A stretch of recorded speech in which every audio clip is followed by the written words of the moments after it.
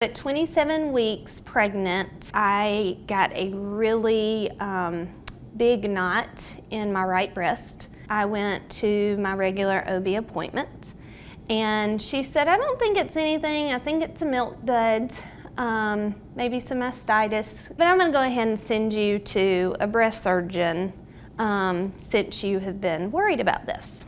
And so the very next day, I went to Dr. Pamela Strickland. She said, I believe you have inflammatory breast cancer.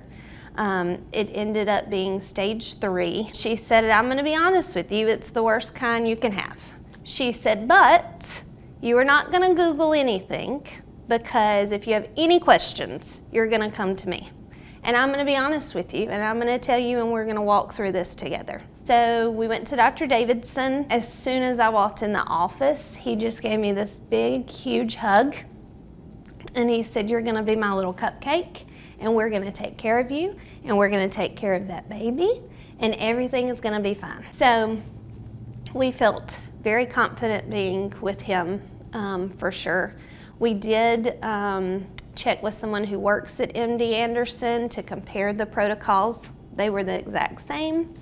So we never felt like we had to go any further than Montgomery, Alabama. That I was in the best care I could be in already. For my particular cancer, there are 3 different chemos that you take. One of them, Taxotere, would not have been safe for the baby. So we did not take that until after I gave birth. But I took 2 chemos prior to, adriamycin and Cytoxan. I would have 1 treatment every 2 weeks. So I'd have a treatment, and then the very following day, on Friday, I would go and have an ultrasound for them to check baby girl. They would check her breathing, they would check her movements, they would check to make sure she was still growing, and then for me, they would just check her hair.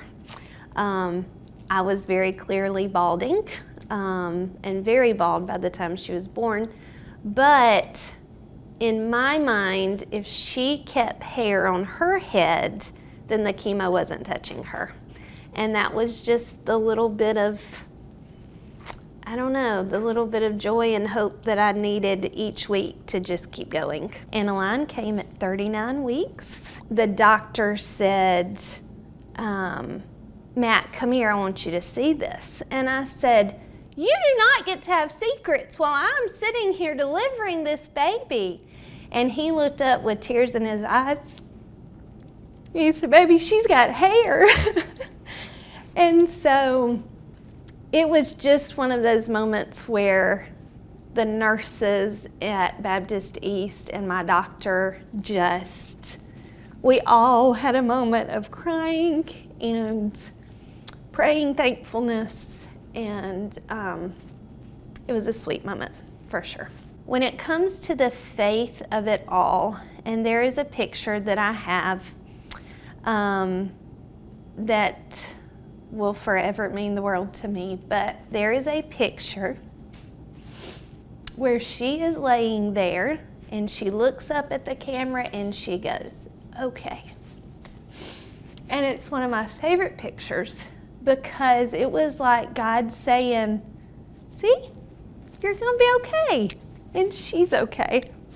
I was very grateful that through Montgomery Cancer Center and through my doctor and my nurses, that they partnered with me and they partnered with my husband, and they said, you know what, God, you and us are going to beat this. And we did.